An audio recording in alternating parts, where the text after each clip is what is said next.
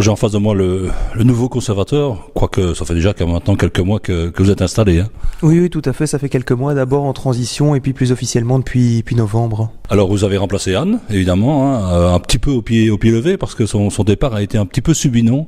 Il est un petit peu subi dans un contexte un peu particulier d'un programme du musée riche, puisqu'on avait 2 grandes expositions en même temps, hein, avec les saveurs du 4 heures et la faïence fine. Anne est restée ici quand même un certain temps à la tête du musée. Je crois qu'elle a beaucoup modifié un petit peu l'approche que les gens avaient vis-à-vis de ce musée. Qu'est-ce qu'elle vous laisse comme héritage finalement ? Alors Anne a eu l'immense dynamisme qu'on lui connaît, et ce qui a permis de relancer toute la dynamique du musée et de pouvoir valoriser les collections qui se trouvent ici et de les faire sortir véritablement du musée, ce qui n'est pas rien. Je suppose que quand vous êtes arrivé, vous avez dû quand même dans un premier temps continuer un petit peu ce qu'elle avait fait, ce qu'elle avait lancé. C'est clair qu'au début, c'était toute une série de projets qu'elle avait mis en place et que j'ai repris, vous le disiez, au pied levé. Je crois que c'était exactement le bon terme. Et voilà, donc là, il y a encore certains projets. L'exposition Carré d'Art était l'un de ces projets qu'on a le plaisir de mettre en place, et on prépare la suite. Alors quand elle est partie, elle nous a dit, voilà, mon successeur, il n'y a pas de problème, je le connais, il sera de qualité. Donc apparemment, elle savait bien qu'elle remettait le musée dans des bonnes mains. Dans les mains d'un fou comme elle peut-être, je sais pas. Alors, qu'est-ce qui vous a marqué quand vous êtes arrivé ici à Andenne ? Parce que je suppose que vous découvrez un petit peu Andenne et sa région, son musée. Le musée, je ne le découvre pas, je le connaissais déjà anciennement, puisque je suis un passionné de céramique. Ça fait déjà au moins un bon 14 ans. Par contre, c'est vrai qu'en Andenne, je découvre finalement des personnes super chaleureuses, mais qui ne connaissent peut-être pas suffisamment leur musée. C'est un musée qui est peut-être un petit peu excentré par rapport à tout ce qui se passe vraiment au centre-ville. Est-ce que les gens font quand même la démarche de découvrir ce musée, ici rue Charles-Lapierre ? Bon, il y a quand même la place du Chapitre et la collégiale qui n'est pas loin, mais est-ce que vous sentez quand même que les gens font l'effort de quitter le centre d'Andenne pour venir ici dans la rue Charles-Lapierre, dans ce musée ? On est excentré sans être vraiment très loin non plus. Et quand on parle de centre, il faut aussi visualiser qu'on est en plein centre historique de la ville et que ça n'est pas rien pour un musée de se situer sur cette jonction qui est celle de la Fontaine des Ours vers la Fontaine de Sainte-Bège. Donc le musée est exactement pile entre les deux. Maintenant, c'est vrai qu'on aimerait bien voir un petit peu plus d'Andennais, je dois l'avouer, et c'est une des raisons pour laquelle on a lancé le tarif à 1 €, qui est un tarif préférentiel, uniquement pour les Andennais, de façon à ce qu'ils puissent venir, revenir et revenir pour prendre le temps vraiment de découvrir l'histoire et le musée, et puis parce que ça nous fait plaisir de les accueillir également. Alors cette entrée à 1 €, c'est uniquement pour l'exposition Carré d'Art de ce moment ? L'entrée à 1 €, c'est pour l'ensemble du musée tout au long de l'année. C'est vraiment un tarif complet qui fait partie de la grille tarifaire habituelle. Ça n'est pas propre à une exposition. Finalement, c'est une entrée tout à fait symbolique. Voilà, l'entrée, c'est un peu l'euro symbolique pour permettre à chacun de pouvoir venir autant de fois qu'il le souhaite. L'exposition qui a lieu pour le moment, c'est Carré d'Art, une superbe exposition, et c'est la première fois que cette exposition a lieu en Belgique, dans un musée francophone. Et effectivement, c'est la première fois que le carrelage décoratif belge de la période Art Nouveau et Art Déco est présenté en français et dans un musée de la céramique. Il a été précédemment au musée de Boitzenburg, qui est un musée spécialisé en carrelage de céramique, qui se trouve en Allemagne, donc ça a été fait en allemand.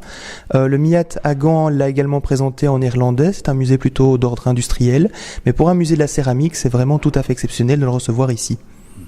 Alors qu'est-ce qu'on peut trouver dans cette exposition d'exceptionnel ?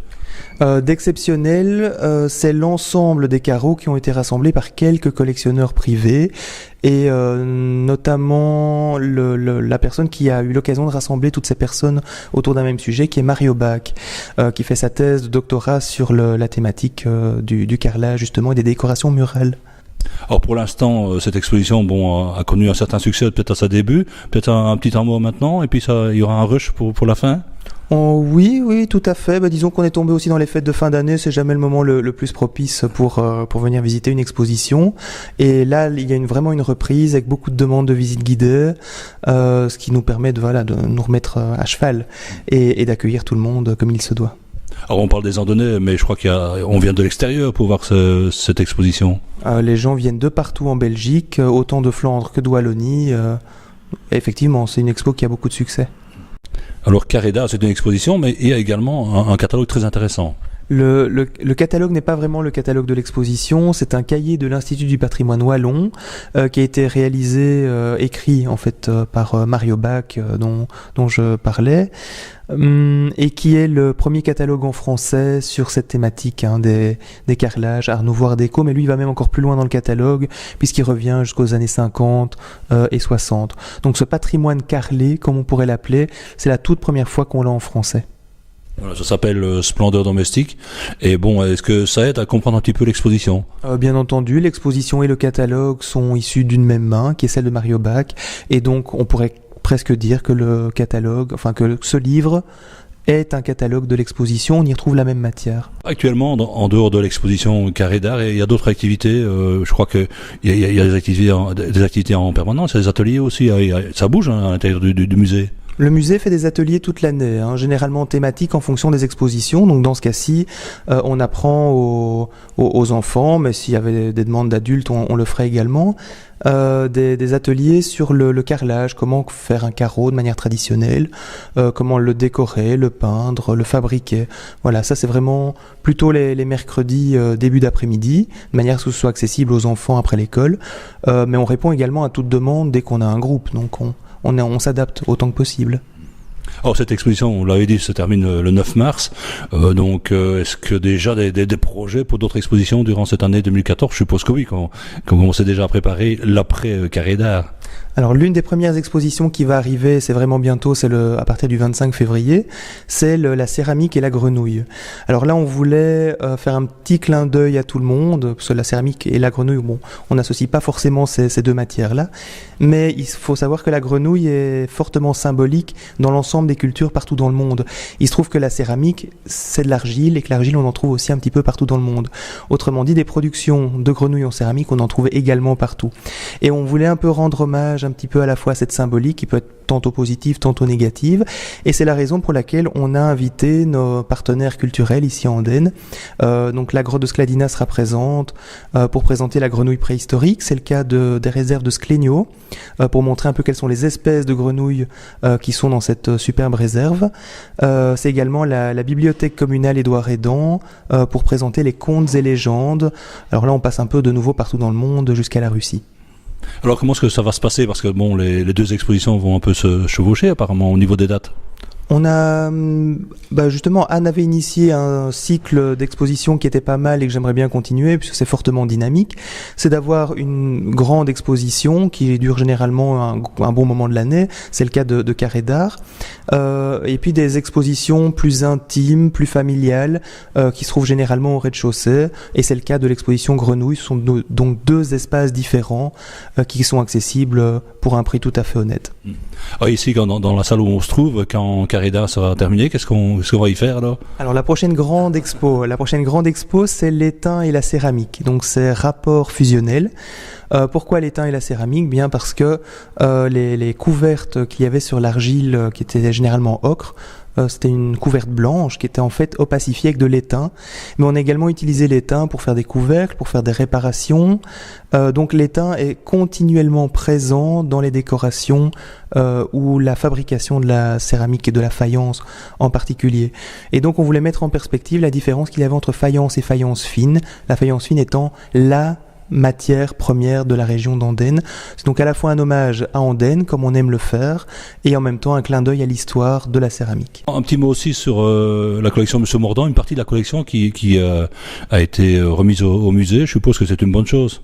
C'est une excellente chose et c'est surtout à la fin de l'année 2013, donc des 80 ans du musée, et c'est un merveilleux cadeau que la famille Mordant pouvait nous faire à ce propos.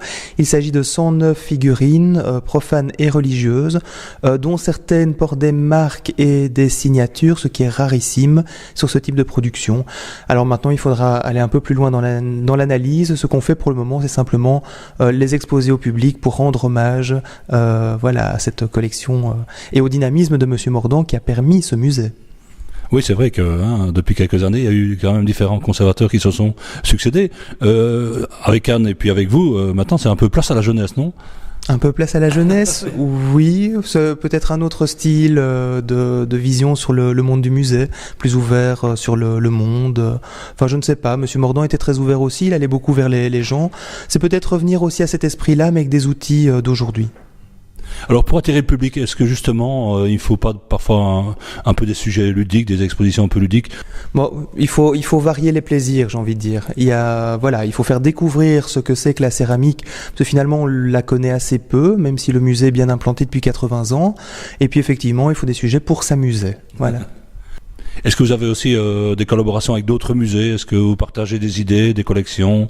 Bien entendu, alors déjà tous les musées régionaux, dans le cadre de étain et céramique, donc de rapports fusionnels, c'est évidemment le musée de Huy, qui a d'excellentes collections, qui est l'un de nos partenaires, ils nous prêtent de l'étain, mais ils nous ont déjà prêté d'autres pièces en céramique, par exemple Camille Renard qui est également une exposition que l'on aimerait faire à la fin de l'année 2014. C'est le cas d'autres structures également. Là, on essaie d'établir des collaborations de plus long terme pour ne pas rester uniquement dans ce qu'on appelle du one-shot et travailler vraiment ensemble à cette découverte de la céramique. Des contacts ont été pris autant avec le musée du Vieux-Nimy que le Cinquantenaire, que les musées de Liège. Enfin, tous les musées avec les grandes collections, on les sollicite pour travailler ensemble comme dans une grande famille. Alors je crois aussi que vous avez la chance d'avoir une belle équipe ici au musée, Vous avez des collaborateurs qui sont assez expérimentés. D'une compétence exceptionnelle, voilà, véritablement. Et oui, compétent et dévoué, parce qu'il faut se dire qu'un musée, on a toujours l'impression que c'est un espace qui est calme, où les choses ne bougent pas. En réalité, c'est un travail permanent, on doit aller dans tous les sens. Ici, il y a 2-3 étages, l'ensemble des collections sont réparties sur les 3 étages. Donc c'est à la fois physique et intellectuel en termes de concentration pour ne pas casser quelque chose ou pour écrire des textes de qualité, à la fois scientifique et pour la communication, du pédagogique. Et finalement, ça ne repose que sur 6 personnes pour obtenir quelque chose d'une grande qualité. Voilà, avec un musée quand même qui est ouvert quasiment de façon permanente. Je crois que les heures d'ouverture sont quand même assez conséquentes. On est ouvert quand même quasiment toute la semaine, à l'exception du lundi, donc le week-end compris, de 14 à 17 heures. Alors si, en quelques mots, comment est-ce que vous définiriez un petit peu le rôle du conservateur du musée ? Le rôle du conservateur du musée, c'est de garder ses collections dynamiques, et donc de ne pas les enfermer dans la poussière. Voilà, et c'est vraiment à ça que je m'emploie depuis que je suis arrivé. Et chacun a sa petite touche personnelle. Anne en avait la sienne, je suppose que vous avez la vôtre. C'est aussi une façon de différencier un petit peu les expositions. C'est en fonction un petit peu de ce que vous ressentez, de ce que vous aimez aussi un petit peu, non ? En tant que passionné de céramique, il est clair qu'on va beaucoup entendre parler de céramique et que ce sera très orienté sur la question. Ce que j'aimerais vraiment faire, ce que Anne avait déjà entrepris, mais qui est aussi dans ma manière de voir les choses, c'est de toujours lier les collections du musée avec un aspect d'Andenne, un aspect patrimonial ou autre. Par exemple, dans le cadre de l'exposition Carré d'Art, tout l'accueil de l'exposition, ce sont des photos qui ont été réalisées par l'IRPA, donc l'Institut Royal du Patrimoine Artistique. Ça nous a pris quand même 2 bonnes semaines de travail pour photographier les carreaux qui se trouvent dans la ville. Comme on ne pouvait pas organiser de visite guidée, ce n'a pas été possible dans le cadre du projet. On a amené l'extérieur à l'intérieur, mais pour permettre aux gens de regarder à l'intérieur ce qu'ils devraient regarder peut-être un peu plus à l'extérieur. Donc c'est de la mise en valeur du patrimoine andonnais. Et à terme, dès qu'on trouvera un petit peu de temps pour le faire, on est un peu en retard sur ce sujet-là, c'est le lier à Bibliotheca Andana, de manière à pouvoir valoriser ce patrimoine également de manière informatique et le rendre accessible aux andonnais bien sûr, mais également à l'ensemble des personnes du secteur culturel. Alors un petit clin d'œil, quand on arrive ici au musée, quand on pousse sur la sonnette, il y a toujours Anne qui est là, vous avez envie de la garder ? Disons que voilà, Anne est une personnalité que j'aime beaucoup, c'est un petit peu difficile de se dire qu'on prend la place comme ça, et je crois que même pour moi, j'ai besoin d'un moment de transition. Ouais. Mais transition quand même qui va peut-être durer, parce que j'ai l'impression qu'Anne ne va pas revenir de sitôt en Belgique.